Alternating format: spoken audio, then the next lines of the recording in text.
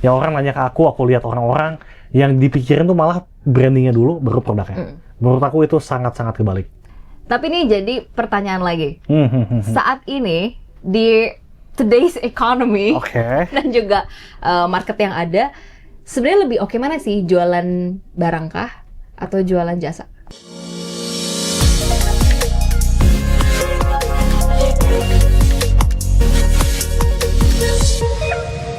Hey everyone, welcome back to Safe Space Podcast. Hari ini menarik banget karena aku bakal ngobrol-ngobrol sama seorang pendiri dan juga CEO dari Fit Fuel, co-founder dari Poppy's Dream, dan juga seseorang yang udah experience banget di bidang business and management. Dan selain itu menariknya, dia sering banget voicing out about entrepreneurship di social media.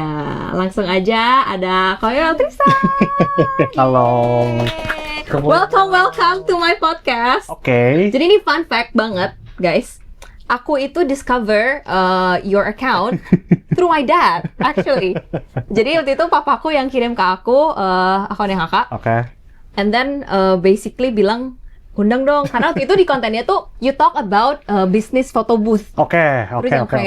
Apa aja alatnya, Ya, terus itu modalnya kurang lebih berapa dan segala macam. Dan itu menarik banget karena at that time aku sama adik aku tuh talking about business itu photo juga. booth. Iya. Jadi kirim ke aku, terus kayak boleh kali diundang katanya. Karena kayaknya dia mau nanya-nanya juga. Dan ya. jadilah hari ini gitu. Jadilah hari ini, iya. Karena mungkin a bit of background juga. In my family, entrepreneurship is something that we talk about nearly every day. Berarti orang tua juga entrepreneur juga? Iya, papaku entrepreneur. Jadi makanya lumayan sesuatu yang sering aku dengar. Even though sebenarnya interest utamaku bukan di sana. Karena kan aku di musik ya sebenarnya. Dan juga entertainment sebenarnya nggak ke sana. Tapi kedengeran lah berkali-kali. Jadi makanya it's so exciting to have you here. And I'm gonna ask questions about entrepreneurship dan juga menyelipkan pertanyaan-pertanyaan dari papaku juga ya. Siap Om. Salam kenal ya Om ya. Gitu ya. Tapi ini menarik banget karena kalau liatin your content, ini correct me if I'm wrong ya. I feel like the target market itu lebih ke buat anak muda, benar sih? Betul. Nah, karena mungkin yang terjadi sekarang adalah fenomenanya anak muda itu banyak banget yang pengen bikin usaha, tapi bingung startnya dari mana. Betul. Nah, bisa diceritain sedikit nggak sih kayak background your content creating and then also semuanya itu berangkatnya dari mana? Ini mah jujur aja ya. Iya. jadi gini sih, Cel, sebenarnya ngonten tuh awalnya tuh sebenarnya aku nggak mau. Dan aku tuh nggak suka amat juga ngonten. Sampai hari ini. Sejujur-jujurnya. Cuman waktu itu tuh ngelihat baca-baca artikel, dengar teman kayak digital ekonomi lagi gila-gilanya sekarang. Terus ya udahlah, why not kita untuk cobain tapin. Jadi dari awal ya aku nge-treat content creating ini as a business. Jadi aku dari awal tuh langsung hire tim, ada Niki. Dia tuh langsung, kita tuh ada KPI-nya, ada evaluasinya, ada analisanya, every content, ada objektifnya juga. Jadi bukan yang cuman konten untuk senang-senang upload, enggak. Itu tuh each content tuh kita analisa, next-nya apa, Niki ada KPI-nya, ada objektifnya juga. Udah di-curate berarti untuk bisa dibilang ada bisnis objektif lah ya, nggak cuma sekedar iseng upload. Ya sebenarnya intensinya iseng ya. Iya. Cuman adalah itunya. Channel lah ya. Ya betul. Jadi ada tujuannya juga. Nah, kenapa fokusnya anak muda? Karena selain itu, satu itu seperti itulah. Sampai yang kedua juga aku emang senang ngajar sebenarnya. Aku emang senang. Jadi kayaknya asik juga sih kalau bisa menyalurkan ini. Nah, dan kebetulan bedanya juga ya, aku rasa tuh gini sih, nggak tahu ya, Chelsea relate atau enggak. Di Indonesia lah, kayak kalau mau belajar bisnis itu semuanya serius. Benar. Semuanya tuh pakai jas, semuanya tuh formal. Sedangkan aku dan teman-teman aku yang entrepreneur juga ya, nggak kayak gitu aslinya. Aslinya tuh nggak kayak gitu. Aslinya kita masih ngomong kasar. Aslinya kita masih bangun siang juga. Nggak sekaku itu. Dan dibilang hidupnya benar juga, saya rasa saya bukan tokoh yang bagus juga ya sebenarnya. Tapi itu tuh yang pengen di-embrace itu. Soalnya kalau ngelihat kita sama orang-orang di social media ya, kayak gapnya jauh banget. Apa kalau mau sukses kita harus jadi kayak dia gitu? Betul. Harus rapih kemana-mana, nggak boleh ngomong kasar, nggak boleh nongkrong gitu. Nah, jadi itu yang pengen di-embrace. Jadi emang positioningnya ya kita buat tuh kayak gitu dari awal. Ya udah apa adanya aja udah. Kitanya memang kayak gini, dan saya rasa, dan aku rasa juga anak muda tuh banyak relate kok, banyak juga yang kayak gini. Betul. Gitu. Itu awal mula cerita konten kayak gitu, Cal. I see. Gitu. Dan mostly kontennya emang ngebahas tentang business opportunities dan juga kalau bikin bisnis tuh kayak gimana. Ya, betul. Tapi ini mungkin kita dive into the content ya itself. Karena ini one of the questions yang aku pengen nanya dan I believe so many people wanna ask as well. Especially buat para Gen Z yang lagi membangun karir ya. Kan zaman sekarang banyak yang bilang gini, kalau mau bikin usaha tapi belum yakin usahanya apa, better to do personal branding first. Karena personal branding itu will help your business. In your opinion, mana yang lebih, ini misalnya sekarang let's say personal branding belum ada, terus bisnis belum ada juga. Belum ada produknya. Mending fokus di yaudah develop produk and then brandingin si produknya, atau yaudah deh kita personal branding dulu aja. Nanti aku pengen tahu pendapat kamu juga. Atau kamu dulu deh. Waduh. Kamu dulu, aku pengen tahu pendapat kamu kayak gimana. Kalau aku agak tricky karena aku berangkat dari yang dari kecil udah mulai personal branding. Jadi aku nggak bisa bilang ngasih advice ke orang untuk do personal branding or bisnis gitu, atau start a entrepreneurship gitu, journey and developing products. Karena I believe yang aku rasa kita starting positionnya udah agak beda nih. Jadi kalau aku sih pasti speaking from experience, personal branding definitely helps me gitu. Betul. Cuma aku nggak bisa bilang itu ke orang lain yang masih startnya baru juga. Exactly. Cuma kalau aku pribadi ditanya nih personal branding kebantu nggak? Definitely ngebantu banget kalau buat aku. Kalau kamu paling ngebantu apa, Cal? Karena mungkin orang lebih tahu journey aku dari aku kecil. Jadi lebih saya juga tahu Chelsea itu dari kecil ya teman-teman. Saya cuma ngedenger aja karena saya orang Bandung juga. Saya dengar Chelsea itu udah lama banget. Sekarang baru ketemu. Terus. Iya, karena mungkin dari kecil orang tuh udah lihat my journey, terus kayak ternyata Chelsea tuh dari dulu orangnya dari kecil di musik tapi dia sekolah juga emang sekolahnya pun emang hobi juga, nggak cuma sekedar sekolah yang penting lulus gitu. Betul. Jadi lebih ada credibility. Dimana ketika aku sekarang doing stuff yang related to education, orang lebih it does make sense. Karena dari kecil dia seperti ini. And when I speak about study strategies and then stuff like that, itu orang lebih credible karena udah ada hasilnya nih. Dan dari dulu udah tahu juga. Udah tahu journey-nya. Jadi what I can say adalah personal branding tuh help banget kalau buat aku. Tapi sekarang mungkin yang agak tricky buat orang-orang yang baru lulus kuliah misalnya, do personal branding juga belum ada, terus kalau bikin bisnis juga barangnya belum tahu juga apa gitu. Jadi mulai dari mana? Ini honest opinion aku aja ya. Tadi keywordnya menarik banget yang Chelsea bilang sih, dan itu the only hal yang ngebantu credibility. Keywordnya kan credibility. Ya. Ada ini aku nggak ini pendapat aku ya. Ada orang yang followersnya banyak banget. Ada orang yang artis bikin brand gitu ya. Sekali naik, biasa kan one hit wonder kan. Naik sekali, abis itu turun. Naik sekali, abis itu turun. Jadi kalau ditanya personal branding membantu atau enggak, menurut aku pasti membantu. Tapi apakah itu kuncinya? Menurut aku enggak. Menurut sangat-sangat enggak. Kalau tujuannya memang, ini kita set objektifnya awal pengen bikin bisnis yang sustainable, personal branding dulu atau produk dulu gitu. Aku definitely bakal jawab 100% produk dulu. Karena ada konsep satu namanya inisial, namanya itu product market fit. Ini tuh konsep yang sangat-sangat make sense, cuman kok baru tahu ya. Kayak kalau di Bandung tuh apa ya, street food legend di Bandung Sate DJ, tau nggak? Tahu. Dia kan nggak ngerti ya sebenarnya digital marketing itu, dia nggak ngerti kan. Dia nggak sekolah S1, dia nggak S2 di Prasmul gitu ya. Dia nggak ikut digital marketing bootcamp, tapi kok laku banget, ya kan?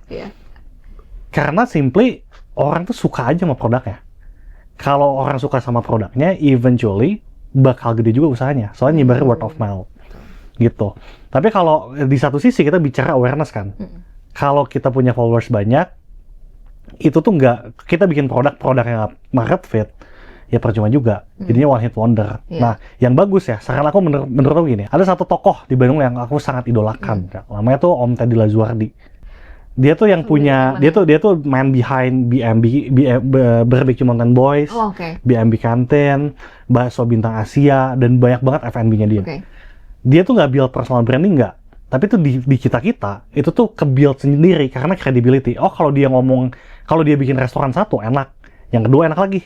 Yang ketiga enak lagi. Tapi dia nggak pernah sharing tentang caranya bikin F&B apa-apa. Cuma kita taunya tuh kalau dia bikin bisnis restoran, pasti enak. Menurut aku kalau mau aim untuk bisnis sustainable ke sana. Gitu. Berarti product market fit itu tadi ya keywordnya? Ya, dan build-nya tuh credibility. Jadi bikin karya jadi, karya 2 jadi, karya 3 jadi. Bukan di konten. Jadi aku juga kan nggak pernah ngaitin aku punya bisnis di konten-konten aku. Soalnya aku emang nggak pengen juga. Gitu. Berarti yang jadi utama product market fit ya? Ya. Gimana caranya tahu, ini yang tricky ya menurut aku. Karena kan zaman sekarang competition udah banyak banget ya. Betul. Terus bisnis bisa dibilang kita nyari apa aja udah ada. Betul. Ya, udah terlalu saturated lah marketnya in my opinion. Kalau mau bikin bisnis, gimana caranya tahu satu yang lagi market, ada marketnya tuh di mana? Terus is it easier buat pilih yang emang lagi happening, jadi bisa dibilang lagi hype nih. Kita ambil market itu, atau mendingan niche market tapi kita yang expert banget in that field. Kalau kamu punya bisnis gak sih? Aku ada clothing line.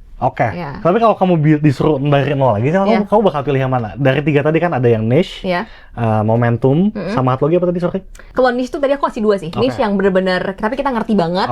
Dan bisa dibilang, sebenarnya aku bisa dibilang lagi jalanin dua-duanya nih.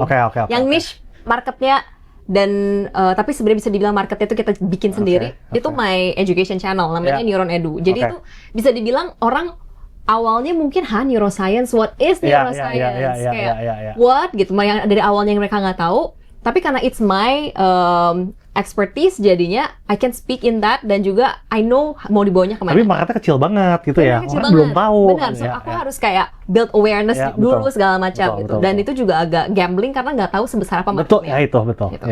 Dan itu lagi tuh yang aku bilang happening, aku punya clothing line juga kan.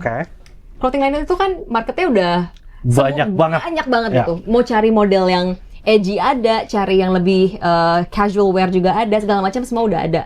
Nah itu juga aku ngerasain struggle-nya. Gimana? Even though marketnya ada, orang selalu pengen beli baju. Betul. Tapi competition-nya gila banget. Nah itu mungkin speaking from experience juga ya. Which do you think is more advisable for us to do di tahun sekarang dan era sekarang? Sebenarnya ada yang menarik tuh, satu yang momentum ya. Kalau momentum menurut aku diambil tuh nggak apa-apa. As long as dari awal tuh kita aimnya untuk cepet. Kayak maca lagi rame banget sekarang kan. Kayak paddle court gitu. Paddle court lagi rame banget kan. Kalau satu kan kita nggak bisa predik tren juga anyway. Kalau kita mau tapin, make sure mindset tuh emang cepat. Ya udah kita bikin misalkan maca bar di Bandung karena cuma satu, nggak ada lagi yang lain. Ya udah kita bikin aja. Tapi mindsetnya ya udah setelah setahun atau setahun setengah, ya udah kita expect itu untuk turun. Karena trend base. Kalau itu menurut aku nggak apa-apa sama sekali. Yang kedua niche atau yang mass gitu ya. Kamu kalau pilih satu yang mana tadi? Lebih mudah yang mana? Buat aku ya? Ya buat kamu. Dua-duanya ada struggle masing-masing. Betul. Menurut aku. Cuman kalau niche itu at least ini mungkin lebih selaras sama my background. Which is sebenarnya bisa dibilang kan kalau tadi yang niche harus ngumpulin masa. Which is something yang aku udah punya advantage of in the beginning karena aku udah punya. Bener. Jadi niche tuh in my opinion it's not easier, tapi I feel like I can navigate it better. Dibanding yang mass. Gitu sih, kalau speaking from experience ya. Jadi kamu pilih yang niche ya? Menarik sih. Soalnya gini, itu tuh aku lagi bahas sama teman-teman juga tentang ini. Jadi kita tuh bahas sebelum kita mulai ya, kita tuh better tahu medan perangnya kayak gimana. Aku juga ada bisnis Poppy Stream namanya. Itu tuh kita kerjasama sama ada suatu organisasi namanya Mengenal Diri. Itu kita bicara tentang gimana sih caranya supaya kita self-aware sama diri kita. Which marketnya kan kecil banget. Compare sama fashion yang tadi gitu ya. Yang kedua, aku punya restoran F&B juga healthy food. Niche juga. Nah, aku compare juga sama teman-teman yang bisnisnya tuh fashion. Yang bisnisnya tuh tas, baju gitu ya. Kesimpulannya gini sih, yang aku baru tahu sekarang, mungkin 6 bulan yang lo baru tahu. Kalau kita main di niche market, itu tuh mungkin untuk achieve 100 juta sebulan in revenue, itu jauh lebih mudah. So competition dikit. Tapi kalau kita mau grow dari 100 juta ke 1 miliar, susahnya minta ampun. Saya marketnya nggak ada. Compare sama medan perang yang sebelahnya, kalau fashion, let's say, untuk tembus ke 100 juta susah. Soalnya kita bunuh-bunuhan di bawah dulu. Tapi untuk kalau udah dapat nih, cara dapat 100-200 juta, nge-scale ke 1M-nya, itu lebih mudah harusnya. Nah, jadi dua-duanya ada plus minus. Cuman kalau aku saranin, niche dulu, turn into mass. Niche turn it how? Niche dulu gitu ya. Aku ambil satu study case gitu ya. Ada suatu perusahaan gitu ya. Dia tuh ngambil marketnya mass, dia ngambil udah sebut aja lah. Soalnya bagus juga anyway gitu ya. Dia tuh namanya tuh Daily Maimi. Itu punya my best friend namanya Friedericiana Mary. Itu masuk ke pasarnya, itu tuh pakai bath bomb. Bath bomb siapa yang jual? Ya kan? Tapi siapa sih yang pakai bath bomb? Jadi nggak sebanyak itu juga anyway. Tapi ketika positioningnya udah kuat, orang tuh tahu kalau mau bath bomb dia jadi nomor 1 di Indonesia. Orang tahu bath bomb ini, bath bomb ini. After itunya udah kekeruk semua, dia move. Dia baru ngeluarin sabun. Dia ngeluarin shampoo. Nah, kalau aku boleh saranin, go sama yang kayak gitu. I see. Gitu. Jadi untuk untuk grow-nya tuh nggak mentok gitu. Jadi kalau kamu punya tadi yang educational tentang tentang apa sorry tadi? Psychology sama neuroscience. Nah itulah saya juga nggak bisa nyebutnya. Nah itu kan awam ya, kemarin dikit. Iya. Tapi once udah nempel banget, ini punya Agatha Chelsea, punya Agatha Chelsea gini. Mungkin bisa bikin produk yang lebih mass lagi. Nah itu kan nggak salah juga kan. Expansion ya jadinya. Ya, betul. Karena ini jadi PR juga sih.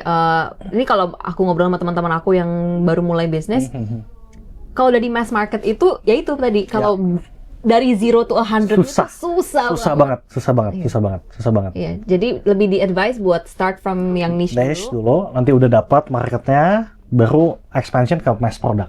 I see. Tapi itu yang my personal opinion ya. Iya. Gitu. Oke. Tapi ini pertanyaan dari tim aku. Ada yang nanya, apakah bisnis coffee shop masih menguntungkan untuk sekarang di saat maraknya coffee shop? Karena ya itu tadi banyak banget kan. Bisa asal tanahnya punya papa sendiri. Gitu ya. Ini bisa menguntungkan atau enggak? Soalnya menguntungkan tuh apa sih? Means menguntungkan tuh profit 10 juta sebulan atau balik modal. Misalkan kita investment 5M. Apakah profit 10 juta sebulan dianggap sebagai untung atau enggak? Ya. Kalau untung gede banget, saya rasa enggak ya. Kayaknya enggak deh. Soalnya persaingan udah gila banget. Harga tanah udah mulai gak make sense. Sewa tanah, investmentnya udah gak make sense. Kalau untung, definisi untungnya dapat 10 juta sebulan ya pasti untung lah. Tapi apakah balik modal atau enggak? Kalau kita konsepnya conventional coffee shop, saya rasa banyak peluang yang lebih menarik sih menurut aku ya. Contoh peluang yang menarik apa nih? Contoh peluang yang menarik, satu, aku sih lagi ngulik banget digital ekonomi sih. Digital produk. Contoh itu jauh lebih menarik. Kayak apa ya contohnya? Contohnya kayak aku kan jual, jadi kan di konten aku tuh aku jual template itu kan. Template bisnis yang menurut aku pribadi itu template basic banget. 15 menit juga bikin beres gitu. Tadinya aku nggak mau, maksudnya aku tuh mikir tadinya ini layak nggak sih untuk dijual atau enggak gitu. Soalnya kan gampang banget bikinnya. Tapi ternyata ya yang download tuh udah 7.500 orang yang beli itu. Dan mereka tuh banyak yang merasa terbantu. Dapat insight juga. Ternyata yang buat aku biasa aja, buat teman-teman aku biasa aja. Cuman buat orang-orang yang nggak dapat akses ke pendidikan kan, itu ngebantu dia banget, gitu. Dan itu tuh produk yang aku iseng bikin. Dan digital produk ternyata menarik, modalnya juga nggak ada. Nggak usah kita sewa tanah 500 juta setahun. Jadi aku lagi ngulik di sana sih sebenarnya sih, digital produk menarik. Yang kedua yang menarik, mungkin dari semua konten aku ya, aku kan udah ngebedah bisnis tuh banyak banget sebenarnya. Jujur yang paling menarik salah satu itu Photobox. Sebener-benernya. The one saw. Iya. Kenapa menarik? Satu, jadi bisnis juga kan aku kategoriin lagi ya. Sorry jadi ngacok-ngacok.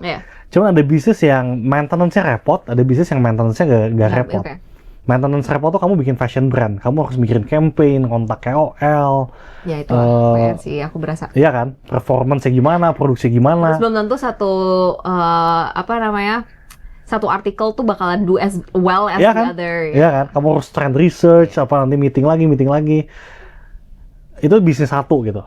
Tapi ada bisnis kedua. Bisnis kedua tuh biasanya tuh heavy-nya tuh di investment di awal. Biasanya nyewain something. Nyewain Photobox, nyewain lapang paddle, nyewain meja biliar. Itu kan investmentnya mahal banget di awal kan. Tapi kan mereka nggak usah meeting, campaign, branding, dan lain-lain kan. Betul sih. Ya kan? Nah, menurut aku sekarang, itu tuh menarik. Kenapa Photobox menarik? Karena maintenance-nya harusnya nggak seribet itu. Nggak seribet minggu depan kita launching produk apa ya. Ini campaign Q4 nih gimana ya? Soalnya kan kalau Photobox tuh cuman kita kita sewain Photobox-nya, cari lokasi yang high foot traffic, yang behavior orang foto-foto, beres. Even kita nggak usah punya orang di sana gitu. Dan kalau berhasil, scalability-nya juga gampang. Yaudah kita bikin 10 lagi aja. Bikin 15 lagi. 10 titik gitu ya. Ya, dan yang lebih menarik sebenarnya kalau di kota kecil, Cel. Sekarang di Bandung, Jakarta udah ramai banget kan. Iya, di mana. Tapi kalau kita move ke second tier city kayaknya masih. Aku dengar teman-teman aku beberapa gede banget sih cuan sih. Aku juga dengar dari teman aku kayak ada yang bikin gede-gede. Iya kan, di second ya, atau di kota gede. Di kota gede sih. Di kota gede, iya gede. Konsepnya lucu, jadi kayak bikinnya vintage yang bener-bener vintage machine. Iya. Ya gitu. Iya, itu menarik, sejujurnya menarik. Menarik sih, iya. Menarik. Tapi ini another question nih, Kak. Kalau misalnya mau bikin brand nih, bikin brand, saya udah tahu kayak mau di bidangnya apa. Gimana biar bisnis baru ini tuh punya brand yang kuat, brand yang nendang, supaya orang tuh, jadi look at it and then mau beli. Ini menarik banget. Aku sering banget dapat pertanyaan ini. Pertanyaan aku bertanya balik ya. Kenapa harus bikin brand yang nendang? Mungkin karena gini sih. Ini kalau my rational ya. Ini kan juga kan pertanyaan dari tim. Iya. Itu banyak banget yang nanya aku. Banyak banget ya. Karena mungkin gini, orang berpikir kalau brandnya nendang, profitnya makin besar. Iya. Nah, ini balik lagi opini aku ya. Menurut aku branding nggak penting di awal. Di awal start bisnis, kita mikirin branding tuh waste of time. Menurut aku. Kenapa gini soalnya? Brand favorit kamu apa? Atau Apple deh? Apple kamu suka kan? I like. Sama si filosofi behind-nya juga kan lumayan bagus sih deh. Bagus banget gitu. Bagus banget ya. Pertanyaannya, kamu tahu filosofinya dulu baru kamu ngulik produknya, atau kamu tahu produknya dulu baru ngulik produknya dulu. Ya kan, exactly. Jadi semua, I think ya, aku suka banget sama brand A, brand B, brand C. Semuanya tetap tahu karena aku suka produknya dulu. Baru aku ngulik brandnya. Nah di awal orang tuh banyak banget apalagi anak-anak yang baru lulus kuliah sekarang ya, termasuk zaman aku juga sampai sekarang. Itu tuh hal pertama yang dipikirin adalah branding. Oke, kita mau branding gini, kenapa? Supaya keren sih. Iya, sama kayaknya mungkin it's easier buat mikirin branding daripada product development sih. Iya. Banyak banget yang orang nanya ke aku lihat orang-orang yang dipikirin tuh malah brandingnya dulu baru produknya. Menurut aku itu sangat-sangat kebalik. Aku dari awal bisnis aku juga, teman-teman aku juga itu tuh nggak ada, even sampai sekarang kita nggak pernah ngomongin tentang branding sama sekali. Jadi menurut aku it's overrated aja sih. Itu atau ya itu opini saya pribadi ya. And it does make sense sih, karena tapi ngerti juga kenapa orang yang do branding banget, karena it's easier for us to do. Sorry, aku disclaimer dulu sebelum saya di-cancel ya, teman-teman. Branding yang saya maksud tuh biasanya yang visual, yang logonya, logonya gini, filosofinya ini, tapi produknya nggak dipikirin. Ya branding at some point penting, tapi aku kalau mau ngaco ke satu teori, ada juga teorinya tuh yang ini kalau nggak salah Evermose yang bikin, dia tuh nggak kategoriin ya masalah-masalah brand based on revenue. Masalah-masalah bisnis based on revenue. 0 sampai 100 juta ini kalau nggak salah ya, itu tuh masalah di product market fit aja, top. If you have the product market fit, 100 juta sebulan tuh udah pasti dapat. Nggak mungkin nggak. Nah branding, dia kategorin tuh di level lebih dari 10M. Revenue satu annual, satu tahunnya ya. Itu baru branding itu jadi masalah. Nah, jadi saya mengacu ke teori tersebut. Ya. Cuma mungkin ini pertanyaan dari aku ya. Kalau let's say brandingnya udah ada nih. Karena ya kalau aku lihat salah satu contohnya misalnya Disney nih. Disney itu kan brandingnya very strong. Dia animationnya, terus selling hopes for the kids gitu. Tapi kalau dilihat sebenarnya salah satu revenue streamnya kan dari toys-nya, terus dari IP-nya kan? Iya, dari IP-nya gitu. Bisa nggak sih bikin bisnis yang modelnya kayak gitu? Is it doable? Atau Disney emang udah terlalu besar lah gitu? Doable menurut aku. IP juga menarik sekarang ya. Sangat-sangat menarik, terutama begini, bayangin Disney tuh bikin dulu tuh sebelum ada internet. Ya kan? Betul. Artinya kan sekarang tuh opportunity kebuka lebar banget. Kita bisa dapetin attention banyak banget dengan konten yang nggak pakai modal gitu. Betul. Doable atau nggak, menurut aku doable. Cuman I think sangat-sangat butuh waktu yang cukup lama. Investment di awalnya ya? Investment waktunya sih. Apakah kuat untuk bertahan selama itu sampai? Jadi kalau nggak passionate, kayaknya agak susah. Cuman doable atau nggak, I think doable. Tapi menarik sih IP iya kan? nanti aku bahasnya, coba aku klik dulu. Oh iya, klik dulu ya. Boleh untuk ide konten ya. Karena itu sih aku menarik kayak, oh Disney kan salah satu contohnya Disney gitu yang emang dia besar banget brandingnya segala macam sampai dia tuh jualan tiket. Oh Disneyland is becoming a thing. Semua orang tuh Disney gitu, look up to Disney. Nah itu yang menurut aku menarik karena kalau misalnya dibilangin oh yang penting produk dulu, I don't think Disney come up with the theme park before inventing the IP on its own. Betul. Ya, kan? Tapi back again, ini tuh menurut aku sarannya branding itu nggak gitu penting. Itu tuh untuk kalau kita mau start bisnis sekarang. Oke. Dan ya itu karena aku lihat orang tuh ke branding itu terlalu dia jadi overvalue aja sih menurut aku ya. Iya. Menurut aku nggak sepenting itu di awal. Ya, ngerti di awal ya, tapi di later on jadi penting gitu. Di stage-nya bisnis di Disney sekarang sangat penting. Tapi kalau kamu mau bikin clothing brand, mau bikin mau bikin sate, mau bikin restoran, I think nggak sepenting itu. Bener sih. Gitu. Ya, setuju banget. Tapi ini jadi pertanyaan lagi. Saat ini di today's economy dan juga market yang ada, sebenarnya lebih oke mana sih, jualan barang kah atau jualan jasa? Karena banyak orang yang ini kan dengan fenomena di kantor-kantor ada yang mungkin kena layoff atau gimana, yang akhirnya tuh mikir ya udahlah mendingan I have the talent, I have the skill, might as well jualan jasa gitu. Nah itu apa jualan tuh emang harus bentuk fisik produk gitu? Jadi aku juga selalu nyari ini sih, terutama untuk mungkin orang yang baru kena layoff kali ya. Aku tuh selalu bilangnya kalau bisnis tuh susahnya, bener ya Chelsea ya, udah merasakan kan? Merasakan. Sesusah apa bisnis gitu ya? Tidak seindah itu kok. Gak sekeren itu juga. Gak sekeren itu juga. Gak sekeren itu juga. Gak secuan itu juga gitu ya. Karena cuan banyak ternyata di kata-kata enggak juga. Jadi jasa tuh aku selalu saranin ke orang yang terutama modalnya minim, orang mungkin dia udah punya keluarga, nggak bisa ngambil resiko besar, please jasa aja. Karena nggak ada resiko, nggak ada modalnya juga. Dan itu kan leverage tertingginya. Maksudnya itu tuh poin utamanya dia tuh di jasa kan. Kalau yang habis kerja gitu. Jadi daripada risk investment ke A, ke B, ke C nggak tahu gimana. Kenapa kalau punya jasa yang bisa jual aja jasanya. Sangat menarik. Bener sih. Karena memang ini yang mungkin orang suka nge-glorify punya bisnis dan juga punya produk ya. Karena aku udah merasakan nih di dua-duanya. Yang maksudnya kan aku jasa as in sebagai public figure, penyanyi misalnya sebagai yang lain. Dan juga dibandingin sama aku punya bisnis jual baju gitu.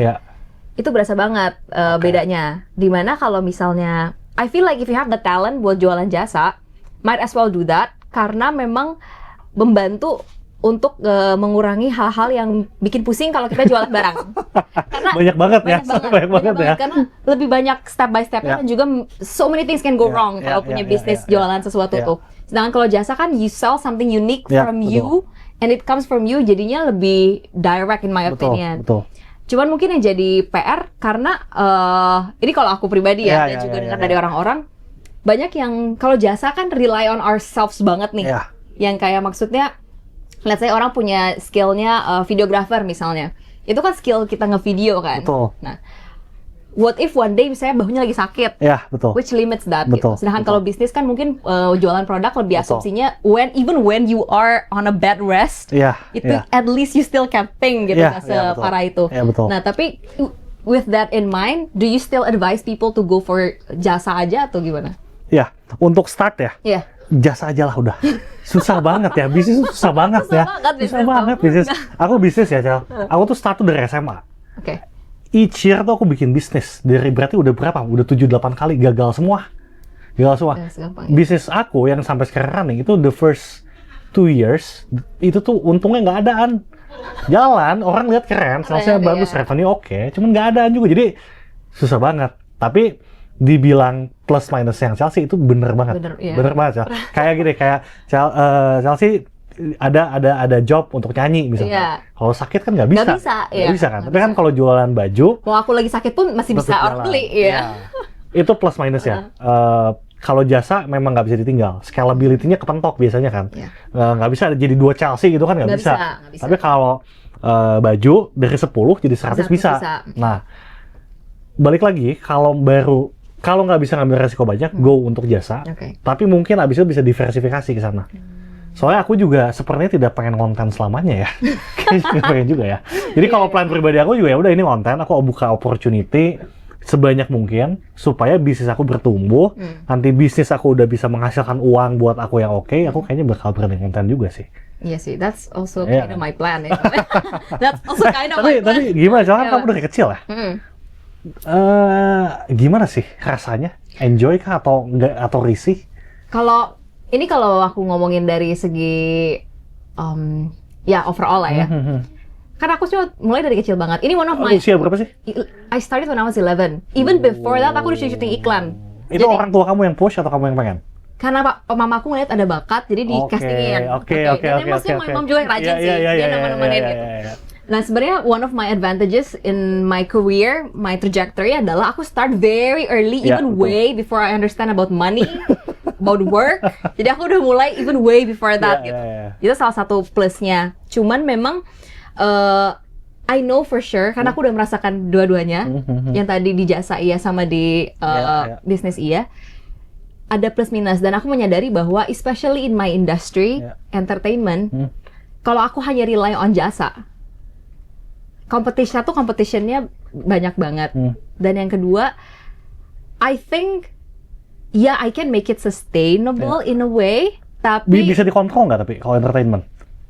Soalnya quite hard banyak naik turun, exactly. Ada apa, tren apa? Menurut aku tuh gini, kalau bisnis tuh jauh lebih bisa, lebih konkret, bisa gini. Oke, kita push supaya bisa naik revenue nih.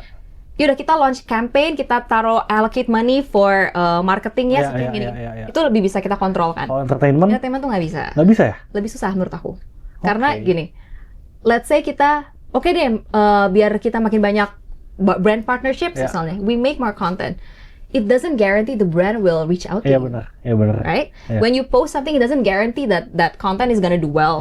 Kalau kita rilis lagu, nggak ada jaminan kita fix, bakalan gitu. Dapat manggung di mana-mana. Nggak ada jaminan karena banyak key factors dan juga entertainment itu sesuatu yang menurut aku ya balik lagi usaha seni ya. Ya benar. Seni itu very unpredictable gitu. Jadi aku udah ngerasain dua-duanya nih. Oke. Kalau misalnya ditanya gimana plannya gitu. Karena aku juga I come from a very business oriented family. Oke. So kamu berapa bersaudara? Aku 2. Ya, adik kamu bisnis juga? My brother, he's in high school and he's already starting a business juga gitu. Jadi ya cuman emang backgroundnya gitu. Dan gini sih, kalau aku lihat in the long run ya, I know entertainment aku dan skill aku di entertainment itu help me buat nyari modal sebanyak-banyaknya itu satu, koneksi. Terus it's a skill I have lah. Cuman I know I cannot monetize on that purely. Karena in the long run, especially ketika aku nanti umurnya mungkin udah lebih tua lah ya. Kan satu energi aku nggak akan sebanyak sekarang. Right. Terus mungkin pasti bakal ada selalu orang yang talentnya lebih bagus lagi, lebih muda lagi, especially entertainment gitu. Nah jadi makanya aku tahu bahwa I cannot just rely on this one. Sorry, kamu sadar ini kapan? Lulus kuliah lah, pas kuliah. Kuliah udah sadar kayak gini? Wow. Oke. Kayak mungkin karena dari kecil banget ya aku menyadari. Dan aku tuh gini sih, ada personal experience juga lah di mana ini jadi curhat. Saya udah Cuma kayak personal experience di mana maksudnya ya tahu sendiri lah ya di Indonesia entertainment, gak di Indonesia aja, di semua entertainment tuh changingnya cepet banget. Selalu ada newcomers, new singers, new actress, selalu ada lagi yang mungkin gak even sama bagusnya tapi even better than us gitu. Dan aku tahu nggak bisa, we cannot blame the industry. Bener, game-nya emang kayak gitu. Emang that's the game gitu. Nah makanya I realize that, nggak bisa nih cuman relying on entertainment aja. I have to at least don't put all the eggs in one basket, tapi spread it in several baskets gitu. Jadi makanya that's apa yang encourage me to learn stuff like business and stuff like that. Which is why I'm so happy that I can talk to you now. Sadar dari kuliah ya? Aku kuliah nggak mikir apa-apa sih. Kuliah sih kayaknya around that time ya. Dan makanya kalau teman-teman di sini mungkin para Gen Z yang kayak speak up soal masa depan tuh bingung ya, pusing gini-gini, I definitely feel you banget. Pasti. Even though semua orang bilang kayak udahlah Chelsea enak dari kecil udah gini-gini. Sebenarnya nggak juga. Karena I feel like hidup emang nggak ada yang bener. apa ya, Bener. Aku juga ya, aku ngonten tuh ya, nggak ada di plan. Kamu tanya aku tahun lalu, aku kan ngonten tuh start kapan ya? Desember kali ya? Kamu tanya aku mungkin Juni tahun lalu, nggak ada plan konten di hidup aku tuh nggak ada. Jadi kalau ditanya bingung atau enggak, ya memang bingung gitu. Memang pasti bingung. Bisnis sekarang bisnis gitu. Apakah bakal sustain 4 tahun ke depan aku pede? Ya nggak juga, nggak tahu juga. Dan rasa bingung itu, menurut aku Cel, itu tuh yang bikin orang nggak berani start bisnis. Sebenarnya ya, karena kita dari dulu ya, dari SMA, dari SD, SMP, SMA, kita tuh biasa di guide. Kita punya guru, kita tahu A bener, B salah. Sekarang kan di bisnis kita nggak tahu. Campaign A, maksudnya start ini bener atau salah. Itu yang menyeramkan dari trial bisnis. Error sih. Tapi emang gitu ya? Kamu juga gitu ya? Aku berarti? Gitu banget sih. Semuanya gitu, teman-teman berarti ya? Ternyata kita semua bingung. Tapi kita berani aja udah. Ya udah, sok jalan aja lah. Ya gitu. Benar. Terima kasih banyak udah ngobrol-ngobrol sama aku pada hari ini. I learned so much from you, and I believe semua juga pada banyak yang belajar. Jangan bosan-bosan mampir ke sini. Siap. Maybe next kita bisa bahas soal tadi ya, yang soal business IP and all that. Oke, boleh. Aku ngulik dulu. Siap. Terima kasih banyak semuanya udah nonton podcast ini. Jangan lupa untuk like, share, and subscribe, dan juga komen di bawah kurang lebih mau bahas konten kayak apa lagi sih. I'll see you guys next time. Bye.